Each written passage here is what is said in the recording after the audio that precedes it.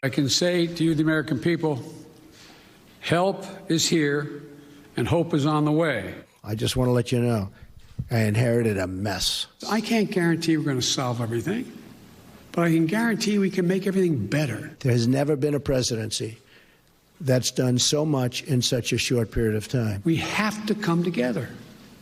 We have to. I certainly didn't win by people listening to you people, that's for sure. The other thing we're doing, I might add, am I giving you too long an answer? Because if you don't want the detail. Russia is fake news. This is fake news put out by the media. I'm also prepared for some form of diplomacy. The greatest thing I could do is shoot that ship that's 30 miles offshore right out of the water. When I took office, I decided that it was a fairly basic, simple proposition, and that is I got elected to solve problems. I do get good ratings, you have to admit that. All I know, I've been hired to solve problems, not create division. Are you going to include the Congressional Black Caucus and the Congressional Hispanic Well, I would. Caucus, I tell you what, do you want to set up the meeting? Do you want to set up the meeting? No. Are they friends of yours? I'm just a reporter. No, set up the meeting. I know some of them, but I'm sure Let's go, set up a meeting. But what I know I have now is I have electoral support from Republican voters.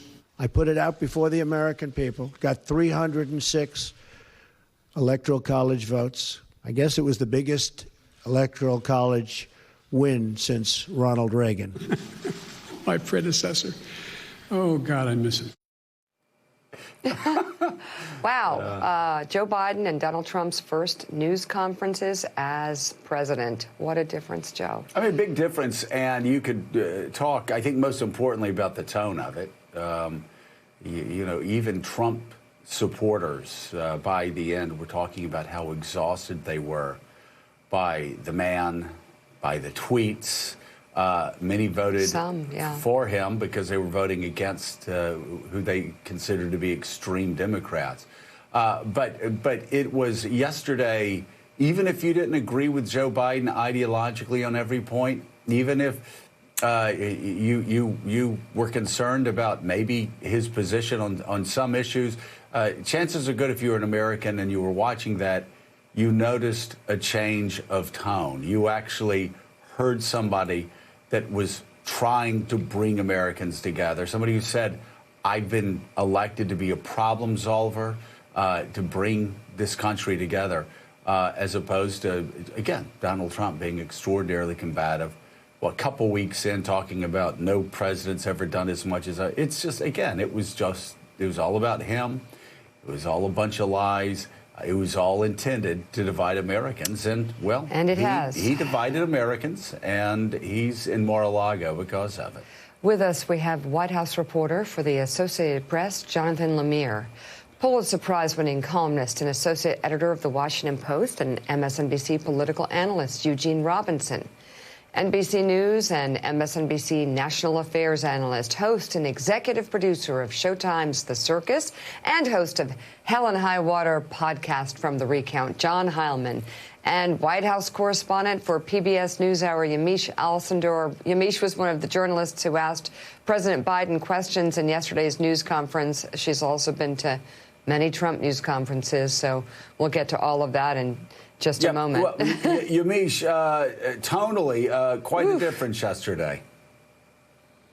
Quite different in tone. We saw President Biden really giving robust answers, long answers, answers that were steeped a lot in data and information.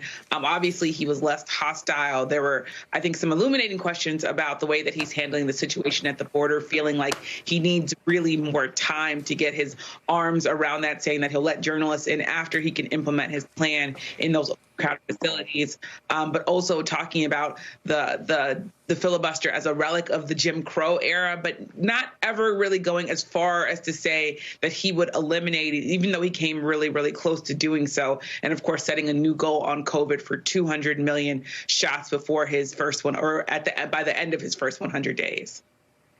Yeah, and a lot, John Heilemann, a good bit of substance there. He certainly sent a message, sort of a more moderate, down-the-middle message on immigration. He talked about the possibility of running for re-election again. That's I mean, who knows? But also talked about several other issues. But just stylistically for a second, because that does matter. The tone that he's taking compared to the tone Donald Trump took in his first press conference is radically different, more mainstream, and certainly less divisive. Yeah, right, Joe. I mean, you were, if you were looking for not just Trump's first press conference, but all of them, right? If you were looking for continuity from that, if you were looking for more promiscuous lies, Russian talking points, racism, misogyny, attacks on the press, and a total disconnection from the sum and substance of policy, which is how you could sum up all of Donald Trump's press conferences in toto for 4 years. You saw none of that from Joe Biden yesterday. The exact opposite on every level. And you know, I think there were also none of the fireworks. And I think, you know, that, you know, for some people, it's like, wow, that was kind of a boring, dreary press conference. You heard that a little bit on Twitter. And as I read it, I thought to myself, well, that's the point. You know, that's what they're driving for. What Joe Biden's trying to do on every level is to try to draw that contrast, not just in those ways with Trump, but also to kind of say these should be boring. These should be routine. These should be about information. These should not be about theatrics. These should not be a circus. This should not be about reality television. And that's what you came away from yesterday, was that all of those contrasts were drawn.